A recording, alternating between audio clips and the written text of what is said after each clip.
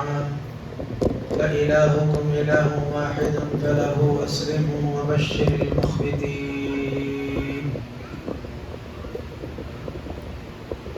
حضرات و حاضرین، اللہ کے کلام سے ایک آیت کریمہ کو آج کے اس خطبہ جمعہ میں آپ کے سامنے میں نے پیش کیا ہے. اس میں اللہ رب العالمین نے اس بات کو واضح فرمایا ہے کہ ہر امت کے لیے ہم نے قربانی بنائی ہے، قربانی مقرر کی ہے. وَلِكُلِّ أُمَّةٍ جَعَلْنَا مَنْسَكًا لِيَذْكُرُوا اسْمَ اللَّهِ عَلَى مَا رَزَقَهُم مِّن بَهِيمَةِ الْأَنْعَامِ، تاکہ اللہ تعالیٰ کے دیے ہوئے بہیمۃ الانعام پر ذبح کرتے وقت یہ اللہ کا نام لیں. فَإِلَٰهُكُمْ إِلَٰهٌ وَاحِدٌ، تمہارا معبود حقیقی ایک ہی ہے. فَلَهُ أَسْلِمُوا، اسی کے فرما بردار بنو. وَبَشِّرِ الْمُخْبِتِينَ، جو مطمئن لوگ ہیں انہیں آپ بشارت دیں. آیت کریمہ پر غور کرنے سے بہت ساری باتوں کا پتہ چلتا ہے. سب سے پہلی بات جو ہمیں معلوم ہوتی وہ یہ، قربانی صرف آخری شریعت میں مختص نہیں ہے، آخری شریعت والوں کے لیے نہیں ہے، بلکہ اس کی اہمیت کا آپ اندازہ لگانا چاہتے ہیں، اس قربانی کی تاکید کو اگر آپ جاننا چاہتے ہیں تو اس بات سے اس کی اہمیت کا، اس کی تاکید کا آپ اندازہ لگا لیں کہ اللہ نے اس قربانی کو ہر شریعت میں رکھا ہے. کوئی بھی شریعت قربانی سے خالی نہیں رہی ہے. اسی لیے اللہ نے فرمایا وَلِكُلِّ أُمَّةٍ جَعَلْنَا مَنْسَكًا، ہر امت کے لیے ہم نے قربانی مقرر کر دی. یہ قربانی کا طریق ہر امتیوں کے لیے تھا. جیسے اللہ تعالیٰ نے روزوں کے حوالے سے قرآن میں فرمایا یا ایھا الذین آمنوا کتب علیکم الصیام کما کتب علی الذین من قبلکم، تم پر روزے فرض کیے گئے ہیں، تم سے پہلے کے لوگوں پر بھی روزے فرض کیے گئے تھے. تو صیام پہلے کی امتوں کے لیے بھی، نماز جیسے ہماری اس امت کے لیے ہے ویسے پہلے کی امتیوں کے لیے بھی نماز رہی ہے. بہت سارے دلائل اس سلسلے میں موجود ہیں. تو پہلی بات جو معلوم ہوئی اس آیت کریمہ سے وہ یہ کہ قربانی کرنا صرف اس شریعت کا خاصہ نہیں ہے، بلکہ اس قربانی کی بہت زیادہ اہمیت ہے. پہلے کی شریعتوں میں بھی قربانی رہی ہے، کوئی شریعت قربانی سے خالی نہیں رہی. وَلِكُلِّ أُمَّةٍ جَعَلْنَا مَنْسَكًا، البتہ اتنا ضروری ہے کہ ہماری شریعت میں قربانی کو یا قربانی کے کرنے کو بہت زیادہ زور دیا گیا. اللہ تعالیٰ نے سورہ کوثر میں نبی سے فرمایا فَصَلِّ لِرَبِّكَ وَانْحَرْ، رب کے لیے آپ نماز پڑھیں اور رب کے لیے آپ قربانی دیں. ایک اور جگہ اللہ نے نبی کو حکم دیا قُلْ إِنَّ صَلَاتِي وَنُسُكِي، اے نبی آپ کہیں کہ میری نماز میری قربانی، اس کے علاوہ زندگی اور موت سب اللہ کے لیے. آپ دیکھیں اللہ کے نبی علیہ السلام کی سیرت کا مطالعہ اگر آپ کریں گے، آپ کی سنتوں کا اگر آپ جائزہ لیں گے تو آپ کو معلوم ہوگا کہ مدینہ آپ تشریف لائے تو کسی سال آپ نے قربانی کو ترک نہیں کیا، ہر سال آپ نے قربانی دی. قربانی کو بہت اہمیت ہے. جن کے اندر استطاعت ہے، قربانی دینے کی صلاحیت ہے، انہیں قربانی دینا چاہیے. قربانی دینے سے ان کو گریز نہیں کرنا چاہیے. اب آپ یہ دیکھیں آیت کریمہ میں دوسری بات جو اللہ نے بیان کی وہ یہ ہے کہ قربانی دینے اور قربانی کرنے کی اہمیت کے ساتھ ساتھ مقصد کیا ہے اس کا، یہ بتایا گیا اس آیت کریمہ. اہمیت بہت ہے. مقصد کیا ہے، کس مقصد کے لیے قربانی دینا چاہیے؟ دیکھیں اللہ نے قرآن میں فرمایا لِيَذْكُرُوا اسْمَ اللَّهِ عَلَى مَا رَزَقَهُم مِّن بَهِيمَةِ الْأَنْعَامِ، اللہ تعالی نے جو چوپائے اور جانور تمہیں عطا کیے ہیں ان بہیمۃ الانعام پر قربانی کے وقت میں تم اللہ کا نام لو، یہ مقصد ہے۔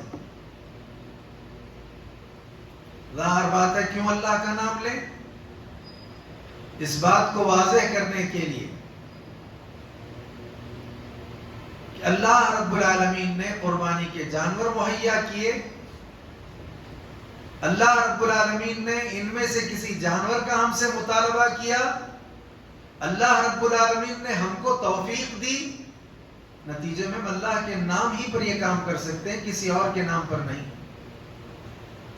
توفیق اس کی ہے، مال دیا ہوا اس کا ہے، بہیمۃ الانعام کو اس نے عطا کیا ہے، اور مطالبہ اسی کا ہے کہ فَصَلِّ لِرَبِّكَ وَانْحَرْ، رب کے لیے نماز پڑھو، رب کے لیے قربانی دو، لہذا رب ہی کے نام پر ہم قربانی دیں گے، غیر اللہ کے نام پر قربانی نہیں۔ اگر کوئی دیتا بھی ہے تو وہ قابل قبول نہیں، اللہ ہی کے نام پر قربانی دینی ہوگی۔ تو مقصد معلوم ہو گیا کہ اللہ کا نام لینا ہے جانوروں پر۔ آپ اندازہ لگائیے، دنوں کے اعتبار سے سارے دنوں پر کسی دن کو اللہ نے فضیلت عطا کی ہے، راتوں کے اعتبار سے ساری راتوں پر کسی رات کو اللہ نے فضیلت عطا کی ہے، مہینوں کے اعتبار سے کسی مہینے کو تمام مہینوں پر اللہ رب العالمین نے فضیلت عطا کی ہے، وقتوں کے اعتبار سے کسی وقت کو سارے وقتوں میں اللہ نے فضیلت عطا کی ہے، آسمانی کتابوں کے اعتبار سے کسی کتاب کو اللہ نے سارے کتابوں پر فضیلت عطا کی ہے، اور فرشتے اور ملائکہ میں تمام ملائکہ پر کسی ملائکہ کو کسی فرشتے کو اللہ نے فضیلت عطا کی ہے، تمام رسولوں میں کسی رسول کو تمام رسولوں پر اللہ نے فضیلت عطا کی ہے۔ اتنا جب سمجھ میں آ گیا تو آپ چلیے آگے، تمام جانوروں میں اللہ تعالیٰ نے کچھ جانوروں کو فضیلت والا جانور بنایا ہے۔ وہ فضیلت والے جانور کون سے ہیں؟ وہی جن کو قربانی کے لیے مقرر کیا جاتا ہے، اور قربانی کے وقت میں جن پر اللہ کا نام لیا جاتا ہے۔ بہت عظیم جانور ہیں یہ، جو اللہ کے نام پر ذبح کیے جاتے ہیں، جن کی اللہ کے نام کے لیے، نام پر اللہ کی رضا کے لیے قربانی دی جاتی ہے۔ لہذا مقصد کیا ہونا چاہیے؟ اللہ کے نام کو روشن کرنا، اللہ کے نام کو بلند کرنا، اللہ کا نام زبان پر جاری رکھنا، اللہ کے نام پر جانور کو ذبح کرنا، یہ مقصد ہونا چاہیے۔ دو باتیں اب تک ہو گئی ہیں۔ قربانی صرف اس شریعت کا خاصہ نہیں ہے، پہلے کی تمام شریعتوں میں قربانی تھی۔ دوسری بات، قربانی کا مقصد کیا ہے؟ قربانی کا مقصد یہ ہے کہ جانوروں پر ذبح کرتے وقت اللہ کا نام لیا جائے۔ اسی لیے اللہ نے قرآن میں کہا فَكُلُوا مِمَّا ذُكِرَ اسْمُ اللَّهِ عَلَيْهِ، کھاؤ ایسے جانوروں کا گوشت جس پر اللہ کا نام لیا گیا۔ اور دوسری جگہ اللہ کا کیا فرمانا؟ وَمَا لَمْ تَأْكُلُوا وَلَا تَأْكُلُوا مِمَّا لَمْ يُذْكَرِ اسْمُ اللَّهِ عَلَيْهِ، جس پر اللہ کا نام نہیں، غیر اللہ کا نام لیا گیا ہو، غیر اللہ کے لیے چھوڑا گیا ہو، غیر اللہ کے نام پر ذبح کیا گیا ہو، اسے گوشت کو نہ کھایا جائے۔ تو مقصد بھی واضح ہو گیا۔ آیت کریمہ میں تیسری بات کیا ہے؟ عَلَى مَا رَزَقَهُم مِّن بَهِيمَةِ الْأَنْعَامِ، یہ جانور بھی اللہ نے تم کو عطا کیے ہیں۔ تو معلوم یہ ہوا انسان کو اس دنیا میں جتنی چیزیں بھی حاصل ہوتی ہیں وہ اللہ کی طرف سے، کل چیزوں کو عطا کرنے والا اللہ تعالی، تو یہ جانور بھی اللہ ہی نے تمہیں عطا کیے۔ پھر عقل مند آدمی وہ ہے کہ اللہ نے عطا کیا، اللہ نے مطالبہ کیا، اللہ کے نام پر ذبح کیا۔ اور یہ بد عقلی ہے، بے عقلی ہے کہ عطا تو اللہ کرے اور آدمی غیر اللہ کے نام پر جانور ذبح کرے۔ ایسے انسان کو عقل مند نہیں کہتے. اسی لیے تیسری بات یہ ہے کہ جانور اس کے علاوہ تمام چیزیں جو اللہ تعالیٰ انسان کو عطا کرتے ہیں وہ معطی اللہ ہی ہے، عطا کرنے والا اللہ ہی ہے، اور کوئی معطی نہیں، عطا کرنے والا نہیں. چوتھی بات اس آیت کریمہ پر غور کرنے سے جو معلوم ہوتی ہے وہ کیا؟ من بہیمت الانعام. یہ بہیمت الانعام سے کون سے جانور مراد ہیں جن کو قربانی میں پیش کرنا ہے؟ 3 قسم کے جانور ہیں. اونٹ، اونٹنی اور اس قسم کے اس میں جتنے اقسام ہیں وہ تمام کے تمام جانور قربانی میں دیے جا سکتے ہیں. گائے، بیل، اس میں جتنی اقسام ہیں ان میں سے کوئی بھی جانور آپ جو ہے قربانی میں پیش کر سکتے ہیں. 2 ہو گئے. بکرا، بکری، اس میں جتنی اقسام ہیں، چاہے دمبا، دمبی، بکرا، بکری، اس میں جو بھی اقسام ہیں ان میں سے کسی بھی جانور کی آپ قربانی دے سکتے ہیں. تو ہم شریعت کے پابند ہیں، ہم مسلمان ہیں، ہم رب کے احکام کو عملی شکل دینے والے ہیں، ہم فرما بردار ہیں، ہم مسلم ہیں. لہذا اب شوق ہو گیا کسی کو کہ گھوڑے کی قربانی پیش کرے؟ نہیں ہوگی گھوڑے کی قربانی. کیوں؟ من بہیمت الانعام. قرآن نے کہا وَلِكُلِّ أُمَّةٍ جَعَلْنَا مَنْسَكًا لِيَذْكُرُوا اسْمَ اللَّهِ عَلَى مَا رَزَقَهُم مِّن بَهِيمَةِ الْأَنْعَامِ. قربانی میں صرف بہیمت الانعام چلیں گے، دوسرے جانور نہیں. اس کے علاوہ بھی جانور حلال ہو سکتے ہیں، بہت سے ہو سکتے ہیں، لیکن بہیمت الانعام کے علاوہ کسی جانور کی قربانی نہیں دی جا سکتی. حتیٰ کہ بہیمت الانعام میں بھی کچھ ہمارے لیے شرائط ہیں، کچھ احکامات ہیں، ہم کو اس کا بھی پاس و لحاظ کرنا ہوگا.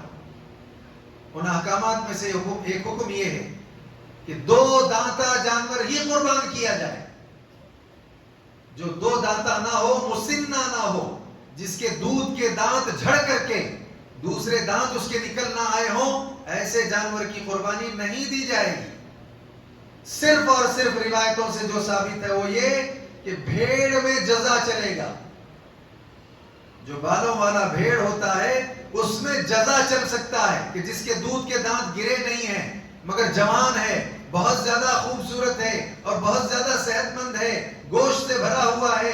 لہذا ایسا جزا جو 6 ماہ کا ہو، 8 ماہ کا، 9 ماہ کا، 1 سال کا، صرف جزا، اوپر والے جانوروں میں نہیں. اونٹ اور اس کے مذکر مؤنث میں، گائے، بیل وغیرہ میں اس طرح نہیں ہے. تو دیکھیے ہم کتنے پابند ہیں شریعت کے کہ بہیمت الانعام کہا گیا، اسی میں سے کسی جانور کی قربانی. اور اس سلسلے میں ہم یہ بات بھی واضح کر دینا چاہتے ہیں، جہاں ان جانوروں کی قربانی دستیاب ہے یا وہاں ان کو قربانی کرنے میں کسی دقت کا سامنا نہیں ہے، وہاں ان کے لیے بہتر یہی ہے کہ وہ ان جانوروں کی قربانی کرے جو اس کو بہیمت الانعام میں بیان کیا گیا ہے. بکرا، بکری، دمبا، دمبی، ان کے علاوہ جو جانور ہیں ان کی قربانی کی جائے. اگر یہ سلسلہ ختم ہو جاتا تو ایک زمانے کے بعد مشقت ہوگی، تکلیف ہوگی، لوگوں میں بڑا تعجب ہوگا کہ کیا ایسے بھی جانور کی قربانی ہو سکتی ہے. اسی لیے جو جانور حلال ہیں بہیمت الانعام میں ہیں، اگر سہولت موجود ہے، کسی قسم کی کوئی دقت اور پریشانی نہیں ہے، تو لہذا ان جانوروں میں سے جس جانور کی قربانی ممکن ہو اس جانور کو قربان کرنا چاہیے. تو جزا صرف بھیڑ میں ہے، اس کے علاوہ میں جزا نہیں چلے گا. یہ قاعدے ہیں، یہ اصول ہیں، ان اصولوں کو ذہن میں رکھنے کی ضرورت ہے. تو مسنہ جانور ہو، جزا جانور نہیں. اب اگر اس سلسلے میں معلومات کسی کو نہ ہو تو جنہیں معلومات ہے انہیں اپنے ساتھ رکھ لے. دودھ کے دانت جو ہوتے ہیں ان کے جھڑنے کے بعد جو دانت آتے ہیں وہ بڑے اور چوڑے قسم کے دانت آتے ہیں، اور وہ بھی سامنے کے 2 دانتوں کی بات ہے. یہ اگر یہ آ گئے تو لہذا ایسے جانور کی قربانی درست ہے، صحیح. اس سے پہلے بھی ہم نے بتایا تھا بہیمت الانعام میں پھر ہم کو ایک قاعدہ دیا گیا ہے، ہم کو اس کا خیال کرنا. ہم مسلم ہیں، ہم فرما بردار ہیں، ہم مطیع ہیں، ہم اللہ کی اطاعت کرنے والے. 4 عیوب کا بطور خاص جانور میں خیال رکھنا ہے جو نہ پائے جائیں. لنگڑا نہ ہو کہ جس کا لنگڑا پن ظاہر ہے، کانا نہ ہو کہ جس کا کانا پن ظاہر ہے، بیمار نہ ہو کہ جس کی بیماری ظاہر ہے، اتنا دبلا پتلا نہ ہو کہ اس کی ہڈیوں میں اور اس کے جسم میں گوشت تک موجود نہیں ہے۔ ایسے 4 قسم کے عیوب رکھنے والے جانوروں کو بھی قربانی میں نہیں پیش کیا جائے۔ ان قوانین کا خیال ہمیں کرنا ہوگا۔ اسی لیے اللہ نے فرمایا فَلَهُ أَسْلِمُوا، اسی کے فرما بردار رہو، اسی کی فرما برداری کرو۔ اب اسی سلسلے میں مزید یہ بات بھی ذہن میں رکھنے کی ہے کہ جو اصول ہیں، ضابطے ہیں، ان کو ذہن میں رکھنے کی ضرورت ہے۔ اس سلسلے میں ایک بات یہ بھی ہے کہ کوئی آدمی اجتماعی قربانی دینا چاہتا ہے، دے سکتا ہے۔ کیا مطلب اجتماعی قربانی کا؟ اونٹ اگر کسی کے پاس موجود ہے، 10 لوگ اس میں شریک ہونا چاہتے ہیں، ٹھیک ہے، 10 لوگ شریک ہو کر کے قربانی دے دیں۔ گائے بیل میں اگر کوئی آدمی 7 جو ہے حصے دار بننا چاہتے ہیں، شریک ہو کر کے اجتماعی قربانی دیں، مذائقہ نہیں، حرج نہیں۔ لیکن یہاں ایک مسئلہ یہ بھی ذہن میں رہنا چاہیے کہ یہ جو 10 کی جو ہے شراکت ہے اونٹ کے اندر، اس میں بعض کہتے ہیں کہ نہیں، اس میں بھی ساتھی نہیں۔ اس سلسلے میں بات یاد رہے، جو لوگ حج میں موجود ہیں، وہاں حج کے دوران اگر کوئی اس اونٹ میں شریک ہونا چاہتے ہیں تو ان کے لیے ساتھ کا مسئلہ ہے۔ حج کے علاوہ دیگر مقامات پر جتنے لوگ ہیں وہ 10 لوگ اس میں شریک ہو سکتے ہیں۔ لہذا یہ مسائل ہیں، ان کو جاننا ضروری ہے اس کی فرما برداری کے لیے۔ کہیں ایسا نہ ہو کہ اس کی فرما برداری نہ ہونے پائے اور ہم قربانی کے نام پر جانور قربان کریں اور قابل قبول نہ ہو تو اونٹ میں 10 لوگوں کی شراکت، گائے بیل میں 7 لوگوں کی شراکت ہو سکتی ہے، اس سے زیادہ نہیں۔ اس سے کم ہے تو اس کی حقیقی صورت اور شکل کو اختیار کرنے کے لیے اسے پورا کیا جائے۔ اب ہمارے یہاں بعض لوگ کام اور کرتے ہیں، وہ کیا ہے؟ اجتماعی قربانی کے ساتھ ساتھ ماंس کی قربانی دیتے ہیں، گوشت کی قربانی۔ یہ گوشت کی قربانی کیا ہوتی ہے؟ گوشت کی قربانی یہ ہوتی ہے کہ ایک صاحب کہتے ہیں آپ اتنی رقم دیجئے ہمیں، ہم قربانی ہی کا اتنا گوشت آپ کو دے دیں گے۔ لہذا قیمت متعین ہے، ادھر سے گوشت کی جو ہے کلو کے اعتبار سے گوشت متعین ہے۔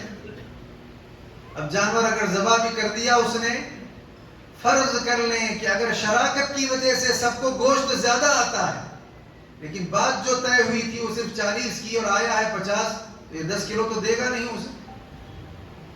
اور اگر کم پڑ جاتا ہے، جانور میں گوشت کم آ جاتا ہے، کہیں اور سے بھرپائی کر کے اس کو دینا ہے۔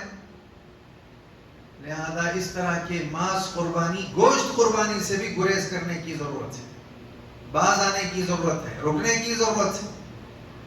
جانور آپ کو معلوم ہو، جانور آپ کے علم میں ہو، یا آپ جس کو اپنا وکیل اور نائب بناتے ہیں وہ معتمد ہو، اس پر کامل اعتماد کیا جا سکتا ہو، آپ ایسی صورت میں اگر اسے رقم دیں اور وہ بالکل بعین ہی اگر آپ کی شراکت کے ساتھ جتنا حصہ آپ کا بنتا ہے اتنا لا کر آپ کو پہنچانے والا ہو، تب تو ٹھیک ہے۔ اس طرح کی تعین کے ساتھ معاملہ درست نہیں ہوتا۔ لہذا اس کو ذہن میں رکھنے کی ضرورت ہے۔ مزید جو شروط اور ضوابط ہیں جن کا ہمیں خیال رکھنا ہے وہ کیا؟ ایک آدمی ہے قربانی کا جانور لے آیا، قربانی یوم النحر کو ہوتی ہے، قربانی کے دن قربانی ہوتی ہے، اور اس میں بھی اصول یہ ہے کہ نماز عید کے بعد ہوتی ہے۔ اگر کسی نے نماز عید سے پہلے جانور کو قربان کر لیا، عام قربانی ہے، وہ گھر والوں کو صرف گوشت کھلانا ہے، وہ قربانی نہیں ہوگی۔ یہ اصول ہیں، یہ ضابطے ہیں، ان کو ذہن میں رکھنا ہے۔ اسی لیے اللہ نے فرمایا فَلَهُ أَسْلِمُوا، اسی کے فرما بردار بن کر کے رہو۔ ہم اپنے آپ کو جو مسلمان کہتے ہیں تو ہمارے لیے ضروری ہے کہ ہم شریعت کی پابندی کریں، احکام کی پابندی کریں، دین میں جو باتیں ہیں ان باتوں کو اختیار کریں۔ بہت سارے لوگوں کو دیکھا جاتا ہے، ابھی مجھے 2-4 دن قبل یہ بات معلوم ہوئی کہ اس طرح کی بھی ایک ہوا چل پڑی ہے یہاں پر۔ اس سے قبل پتہ نہیں ہمارے اطراف و اکناف کے علاقوں میں بھی شاید اس طرح کا معاملہ رہا ہو۔ وہ کیا کہ میت کی طرف سے جانور کو صدقے کے طور پر پیش کرنا، اور وہ بھی ذی الحجہ کے شروع کے 9 دنوں میں سے کسی ایک دن اور بطور خاص عرفہ والے دن. عجیب مسئلہ ہے بھئی. آپ ماہ ذی الحجہ کے شروع کے 9 دن، ان 9 دنوں میں بھی 9واں دن جو یوم عرفہ ہے، اس یوم عرفہ کو جانور ذبح کریں صدقہ کے نام پر. فلاں میت کی طرف سے، فلاں کی طرف سے، فلاں گھر والوں کی طرف سے میں بطور صدقہ جانور ذبح کر کے اس گوشت کو تقسیم کرتا ہوں. تو سب سے پہلی بات یاد رہے کہ ان 9 دنوں کی تخصیص کرنا، ان 9 دنوں میں بھی عرفہ کو خاص کرنا، اور عرفہ میں بھی گوشت کو، جانور کے گوشت کو خاص کرنا، یہ دلیل کا متقاضی ہے. اس سلسلے میں دلیل کی ضرورت ہے.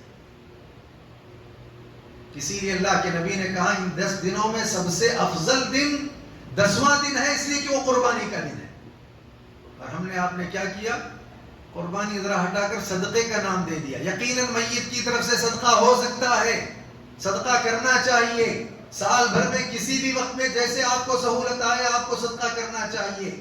اس لیے کہ حضرت سعد بن عبادہ رضی اللہ تعالی عنہ سفر میں تھے. جب سفر سے واپس آ گئے تو آنے تک ان کی والدہ کا انتقال ہو گیا. اللہ کے نبی کی خدمت میں حاضر ہو کر کے مسئلہ پوچھتے ہیں. کہتے ہیں اللہ کے نبی، میری والدہ محترمہ بیمار تھی، میں سفر پر تھا، واپسی سے پہلے وہ انتقال کر گئی ہے.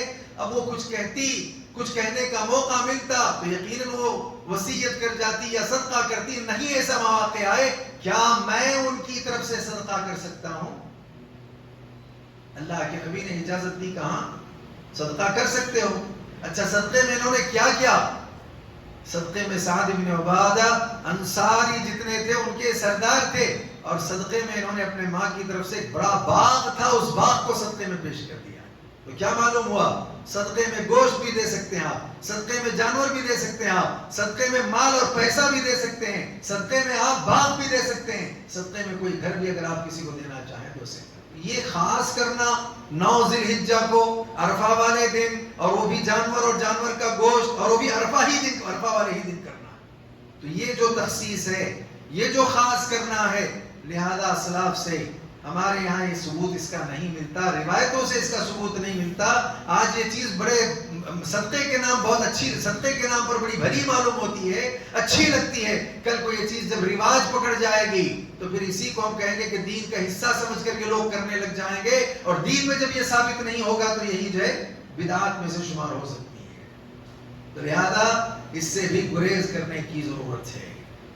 چلیے، صدقہ سال بھر میں کبھی بھی آپ کریں، کسی بھی وقت آپ کریں، ٹھیک ہے، لیکن مختص کر کے، تخصیص کر کے اس طرح کرنا دلیل کا متقاضی ہے. یہ معاملہ، یہ امر، لہذا ایسوں کی دلیل چاہیے. چلیے آگے والا مسئلہ ہے، عید والا دن ہی ہے، قربانی ہی دینا ہے، تو کیا قربانی میت کی طرف سے ہم دے سکتے ہیں؟ اس سلسلے میں بھی تھوڑی سی وضاحت ہے، اس کو ذہن میں رکھنے کی ضرورت ہے. سب سے پہلی بات یہ ہے کہ اہل علم یہ کہتے ہیں کہ میت کی طرف سے قربانی دینے کے لیے میت اپنا مال چھوڑ کر کے گیا ہو اور وصیت کر گیا ہو، تب تو آپ کے لیے ٹھیک ہے کہ آپ اس کی قربانی، اس کی طرف سے قربانی دے سکتے ہیں. پہلی شکل تو یہ کہ مال اس کا ہے، اس کے مال کے ساتھ ساتھ اس کی وصیت ہے، لہذا آپ نے اس کے لیے قربانی پیش کر دی تو حرج نہیں، ٹھیک ہے، کوئی مسئلہ نہیں. دوسری بات یہ ہے کہ مال اس کا نہیں ہے، وصیت بھی نہیں ہے، آپ چاہتے ہیں، جیسے سعد بن عبادہ کہہ رہے تھے، آپ چاہتے ہیں تو اب اسے صدقہ نہیں، اب یہ قربانی کے طور پر آپ دینا چاہتے ہیں، تو سب سے بہتر شکل جو اہل علم نے اس کی بیان کی وہ یہ کہ گھر کے زندوں کے ساتھ جو میت ہیں، مرے ہوئے لوگ ہیں، ان کو بھی شامل کر لیں ارادتاً نیتاً، ٹھیک ہے، کوئی حرج نہیں ہے. تیسرا جو مرحلہ آتا ہے وہ آخری، صرف میت کی طرف سے قربانی. اس میں اہل علم مختلف ہیں، کچھ نے اس کی اجازت دی، کچھ نے کہا کہ اس سلسلے میں کوئی روایتیں موجود نہیں ہیں، لہذا اگر کوئی دیتا ہے تو صدقہ، جیسے کہا گیا نا اس سے قبل حضرت سعد بن عبادہ کہاں صدقہ کر سکتے ہیں آپ، تو لہذا اس طرح وہ سارا گوشت تقسیم کر دیا جائے تو یہ زیادہ بہتر معلوم ہوتا ہے. اگرچہ کہ بعض اہل علم اس سلسلے میں اس کی اجازت فراہم کرتے ہیں، لیکن بہتر یہی معلوم ہوتا ہے، صحیح اور درست یہ معلوم ہوتا ہے کہ زندوں کے ساتھ ان کو جو ہے شریک کر لیا جائے تو اس میں کوئی حرج اور کوئی قباحت کی بات نہیں ہے. ایک اور مسئلہ اس سلسلے میں ہے، وہ کیا ہے؟ دیکھیں اس آیت کریمہ پر غور کریں، کیا اللہ نے فرمایا، اللہ رب العالمین نے فرمایا وَلِكُلِّ أُمَّةٍ جَعَلْنَا مَنْسَكًا لِيَذْكُرُوا اسْمَ اللَّهِ عَلَى مَا رَزَقَهُم مِّن بَهِيمَةِ الْأَنْعَامِ فَإِلَٰهُكُمْ إِلَٰهٌ وَاحِدٌ. تمہارا معبود حقیقی ایک ہی ہے. اچھا معبود حقیقی ایک ہی ہے کہہ کر کے اس میں کیا اشارہ دیا گیا؟ اس میں یہ اشارہ دیا گیا کہ یہ جو قربانی ہے اللہ کی خوشنودی کے لیے دی جائے. گوشت خوری ارادہ نہیں ہونا چاہیے, ریاکاری ارادہ نہیں ہونا چاہیے. دیکھیں آپ اللہ کے نبی علیہ السلام ہر سال 2 دمبوں کی قربانی دیا کرتے تھے. ٹھیک ہے, 2 دمبوں کی قربانی دیتے, اور آپ ویسے پسند کرتے تھے کہ اللہ کے راستے میں جب کسی چیز کو پیش کیا جائے تو جوڑا جوڑا پیش کیا جائے. کیسے؟ ایک ساتھ جوڑا جوڑا پیش کیا جائے.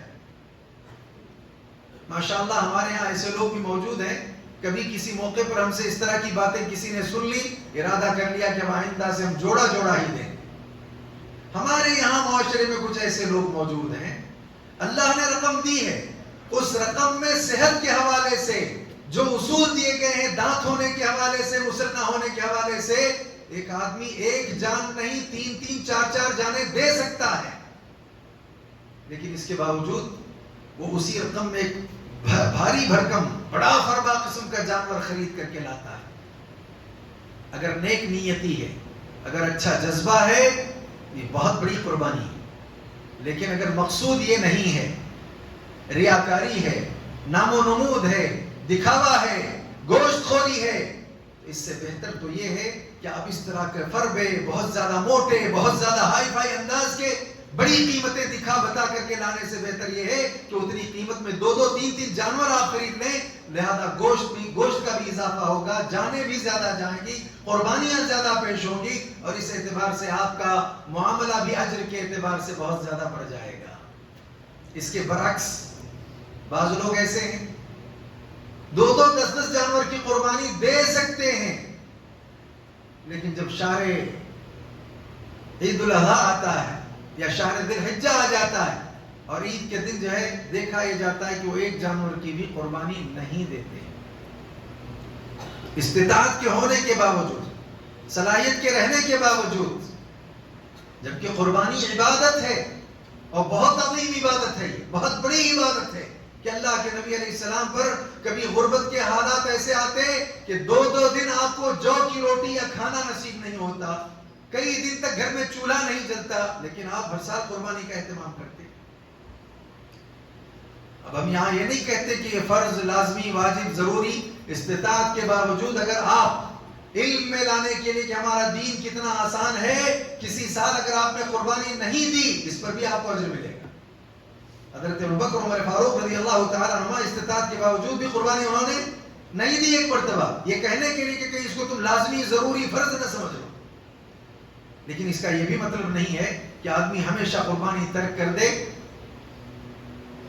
بلکہ میں یہ کہہ دینا چاہتا ہوں کہ جو لوگ 9 کو جانور صدقہ کرتے تھے, انہیں معلوم ہو کہ 10 کو تو جانور کی قربانی کے بعد گوشت تو لوگوں کو یوں بھی ملنا ہے, تو بہتر ہے کہ جب صدقے میں کچھ بھی دے سکتے ہیں تو اس جانور سے بہتر کہ وہ رقم, وہ پیسہ غریبوں کو, مسکینوں کو آپ دے دیں. لیکن قربانی والے دن یہ ہم نہیں کہیں گے کہ قربانی کرنے سے بہتر یہ کہ وہ رقم لوگوں کو دے دیں. ہم قربانی کے دن قربانی کا جانور رقم کا بدل نہیں بن سکتا, لیکن اس سے پہلے 9 کو, اس سے پہلے ذی الحجہ میں جو جانور آپ دے رہے ہیں, اگر نہ دے کر کے صدقے کے طور پر جانور کے بجائے مال دیتے ہیں, صدقے کے طور پر آپ کوئی اور چیزیں دے دیتے ہیں, ٹھیک ہے, کوئی مسئلہ نہیں. ہو سکتا ہے غریبوں کو رقم کی ضرورت ہو سکتا ہے وہ رقم ان کے زیادہ کام آ جائے, اس لیے کہ اگلے دن تو ان کو ویسے بھی گوشت ملنا ہے. تو لہذا ان چیزوں کا ہمیں خیال رکھنا چاہیے, کوشش یہ کرنا چاہیے کہ ہم اللہ کے نبی کی سنتوں پر عمل کرنے والے ہوں, سنتوں کا لحاظ کرنے والے ہوں. یہ بات بھی ضرور یاد رکھی جائے, جانور ذبح کر لینے کے بعد ہی سر کے بال, مونچھ, ناخن وغیرہ ترشوا لیے جائیں. عید کے تصور سے, نماز عید کو جانے سے پہلے ان تمام چیزوں کا اہتمام کر کے کہ بالوں کو صاف کر لیا, مونچھ کو صاف کر لیا, ناخن کاٹ لیے, پھر جا کر کے نماز عید ادا کر لی, پھر آ کر کے جانور کو قربانی کر لی, سنت کے خلاف ہے. ایسا نہیں کیا جا سکتا. لہذا یہ بہت معمولی باتیں ہمیں نظر آتی ہیں، لیکن بہت اہم باتیں اجر کے اعتبار سے، ثواب کے اعتبار سے، نیکی کے اعتبار سے، ان تمام چیزوں کا ہمیں خیال رکھنا چاہیے۔ اب آخر میں اللہ نے کیا بات بیان کی آیت میں؟ وَبَشِّرِ الْمُخْبِتِينَ، اطمینان رکھنے والوں کو آپ بشارت دے دیجیے، خوشخبری دیجیے۔ یہ بہت بڑی بات ہے، خوشخبری اللہ کی طرف سے۔ اور جو اطمینان رکھنے والے ہیں، کس پر اطمینان رکھنے والے ہیں؟ جانور کے سلسلے میں بعض لوگوں کو اطمینان اتنا ہوتا ہے، اخلاص ایسا ہوتا ہے کہ اگرچہ یہ جانور مجھے بہت مہنگا پڑا، لیکن اللہ کے لیے، اللہ کے نام پر میں نے اتنی رقم دے کر اس کو خرید، میں مطمئن ہوں بس۔ اب بعض لوگوں کو اطمینان نہیں ہوتا ذبح کرنے کے بعد، کیا اطمینان نہیں ہوتا؟ رقم بہت گئی تھی، گوشت کم آ گیا، بیچارے پریشان۔ یہ کیوں ایسا؟ کیا ضرورت ہے اس کی؟ بلکہ اگر آپ کے اخلاص میں اس رقم کی وجہ سے کمی آنے کا امکان ہے اور موازنہ کر رہے ہیں آپ، تو بہتر ہے کہ تولنا ہی چھوڑ دیجیے، آپ اس کا وزن کرنا ہی چھوڑ دیجیے۔ للہ میں لایا ہوں، جو بھی ہے مسئلہ ختم ہو گیا۔ وَبَشِّرِ الْمُخْبِتِينَ، اطمینان رکھنے والوں کو آپ بشارت دے دیں کہ اللہ کے لیے قربانی دی جا رہی ہے، اس پر اس نے رقم کو نہیں دیکھا، پیسے کو نہیں دیکھا، لہذا بس اللہ کی خوشنودی کے لیے جانور کو ذبح کرتا ہے۔ لَن يَنَالَ اللَّهَ لُحُومُهَا وَلَا دِمَاؤُهَا وَلَكِنْ يَنَالُهُ التَّقْوَى مِنْكُمْ، اللہ تعالیٰ کے یہاں جو چیز تمہاری جانب سے پہنچتی ہے وہ تمہارا تقویٰ ہے، گوشت نہیں پہنچتا، تمہارا خون نہیں پہنچتا۔ لہذا ان چیزوں کا ہمیں بہت خیال رکھنا چاہیے۔ باتیں اس ضمن میں اور بہت ساری ہیں، کیونکہ ابھی 2 دنوں کے بعد ہم جو ہے نماز عید کی ادائیگی کے بعد قربانی کا اہتمام کرنے والے ہیں، اسی لیے میں نے اس مسئلے پر زیادہ زور دیا ہے کہ ہم کو اس کا خاص خیال کرنا چاہیے، اس طرف ہمیں توجہ کرنی چاہیے۔ کوشش یہ ہو کہ سارا معاملہ اخلاص کی بنیاد پر ہو، اللہ کی خوشنودی کے لیے ہو اور رب کی فرما برداری میں ہو، تب جا کر کے جو ہے بات بنے گی۔ اگر اس میں کہیں کوئی کمی آ گئی تو قربانی کے جانور سے صرف ہمیں گوشت حاصل ہو سکتا ہے، اللہ کی خوشنودی حاصل نہیں ہوگی، آخرت میں کامیابی سے محروم رہ سکیں گے۔ اتنی باتیں میرے لیے آپ تماموں کے لیے کافی وافی ہیں۔ اللہ سے دعا ہے کہ اللہ تعالی ہم تماموں کو شریعت کے احکام پر عمل کرنے کی توفیق عطا فرما۔ اقول قولی هذا واستغفر الله لي ولكم ولسائر المسلمين واستغفروه انه هو الغفور الرحيم۔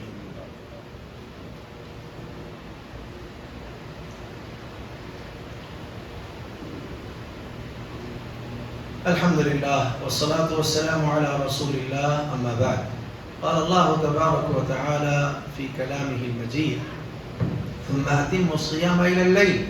قال النبي صلى الله عليه وسلم: عليك بالصوم فإنه لا عدل له۔ ایک مسئلہ ہے جس کی وضاحت کر کے ہم جو ہے چاہیں گے کہ دعائیہ کلمات مکمل کر لیے جائیں، دعائیہ کلمات پر خطبہ ثانیہ کو مکمل کر لیا جائے۔ مسئلہ یہ ہے کہ یوم عرفہ کا روزہ، اس میں بھی مسئلہ یہ ہے کہ اس مرتبہ ہفتے کے دن جتنے بھی سعودی اور وہاں کی رویت پر عمل کرنے والے لوگ ہیں، ان کو ہفتے کا دن آ رہا ہے یوم عرفہ، تو اللہ کے نبی علیہ السلام کے ایک فرمان کو بنیاد بنا کر اہل علم کے درمیان ایک کافی مسئلہ اس وقت آ رہا ہے، عام ہو رہا ہے، لوگوں میں چرچوں میں ہے۔ وہ کیا مسئلہ ہے؟ اللہ کے نبی علیہ السلام نے فرمایا: لا تصوموا يوم السبت الا ما افترض عليكم، او كما قال علیہ السلام، ہفتے کے دن روزہ مت رکھو سوائے فرض روزوں کے، جو روزے تم پر فرض کر دیے گئے ہیں ان روزوں کو چھوڑ کر کے صرف ہفتے کے دن روزہ مت رکھو۔ اس روایت کو بنیاد بنا کر کے یہ کہا جا رہا ہے کہ ہفتے کے دن روزہ نہ رکھا جائے۔ یہ روایت صحیح ہے، بعض محدثین نے جو ضعیف کہا ہے دوسرے طرق کی وجہ سے، اور کچھ نے اس کو جو ہے موضوع کہا ہے کچھ دوسرے طرق کی وجہ سے، لیکن یہ ہے کہ کچھ طرق ایسے بھی ہیں کہ جن سے معلوم ہوتا ہے کہ یہ حدیث صحیح ہے۔ تو جن کے نزدیک یہ حدیث صحیح ہے انہوں نے یہ کہا کہ صرف ہفتے کے دن عرفہ آ جائے، عاشورہ آ جائے، کچھ بھی آ جائے، ان کو روزہ نہیں رکھنا چاہیے۔ ایک بات تو یہ تھی جن لوگوں نے یہ کہا۔ اچھا، جو لوگ یہ کہتے ہیں ان کا کہنا یہ کہ عرفہ کے دن کی فضیلت بہت زیادہ ہے، 2 سال کے گناہ بخشے جاتے ہیں، تو پھر آپ ہم کو ہفتے کا دن ہی کیوں نہ ہو روزہ رکھنے سے منع کیوں کرتے ہیں؟ تو جواب میں ان کا کہنا یہ ہے، جو لوگ منع کرتے ہیں وہ یہ کہتے ہیں کہ دیکھیے، اس نہیں کی وجہ سے، اس روک کی وجہ سے اللہ کے نبی کے اگر آپ رک جاتے ہیں تو نیت تو ویسے بھی آپ کی عرفہ کا روزہ رکھنے کی تھی، تو نیت پر اللہ تعالیٰ عرفہ کے روزے کا ثواب آپ کو عطا کریں گے، اور نبی کی اتباع پر، اللہ کے نبی کی اتباع پر بھی آپ کو اجر ملے گا۔ اسی لیے اگر سنیچر کے دن روزہ آ جاتا ہے، کون سا؟ عرفہ کا، عاشورہ کا، صرف سنیچر کا، تو بہتر یہ کہ نہ رکھا جائے. ارادے رکھنے کے تھے تو اس پر پورے روزے کا ثواب ملے گا. اور نبی کی اتباع میں کیا اتباع؟ نبی نے منع کیا ہے اس لیے رک رہے ہیں, اس اتباع میں بھی آپ کو ثواب ملے گا. یہ پہلے گروہ کا جواب ہے, اس کو اچھی طرح ذہن میں رکھیں. بعض لوگ یہاں رات کے درس میں بھی سن کر کہنے لگے کہ عبدالغفور صاحب نے منع کیا. منع نہیں, ہم نے ساری باتیں واضح کر دی تھی. پہلا گروہ ہے جو یہ کہتا ہے. دوسرا گروہ کا کہنا کیا ہے؟ ان کا کہنا ہے کہ نہیں, ہفتے کا دن آ جائے تب بھی عرفہ کا روزہ ہو, عاشورہ کا روزہ ہو, آپ یہ روزے رکھ سکتے ہیں. دلیل کیا ہے ان کے پاس؟ صحیح بخاری میں روایت ہے. کیا روایت ہے؟ جویریہ رضی اللہ عنہا نے جمعہ کے دن روزہ رکھا تھا.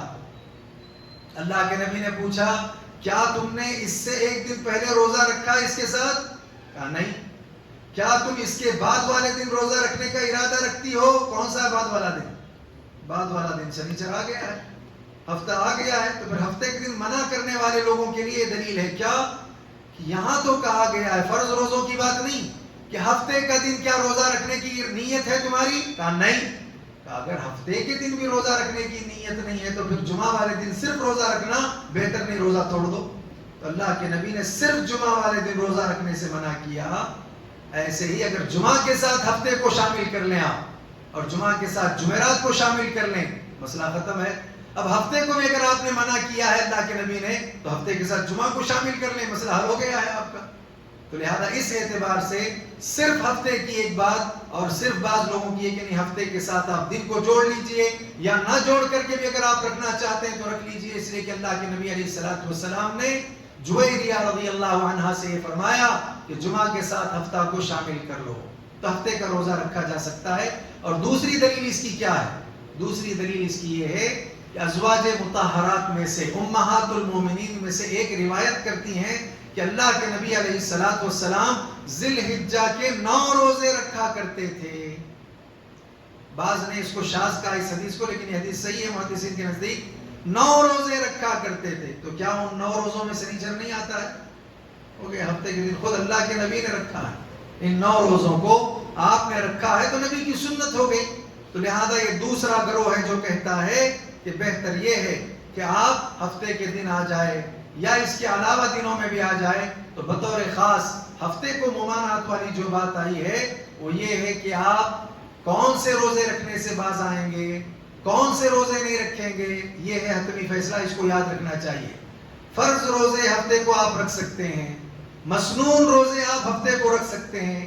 مسنون کے علاوہ جو نفل روزے, عرفہ کا روزہ بھی مسنون ہے, اللہ کے نبی نے رکھنے کی ترغیب دی.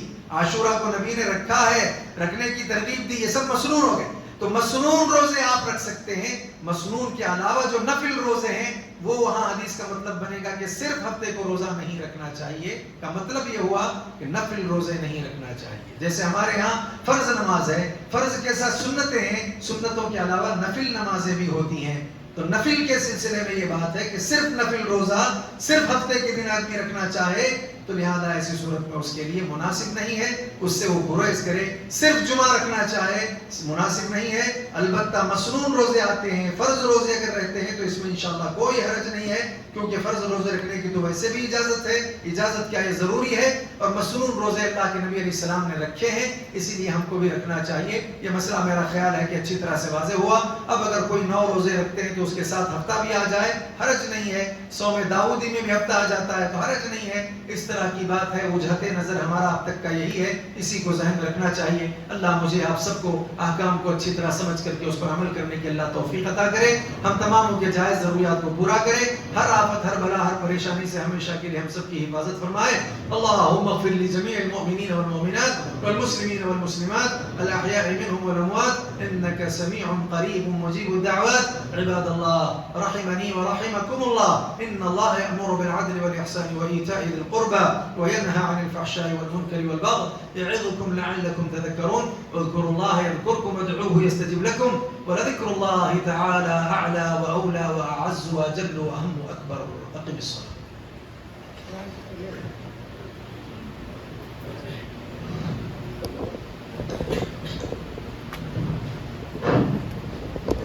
الله أكبر الله أكبر.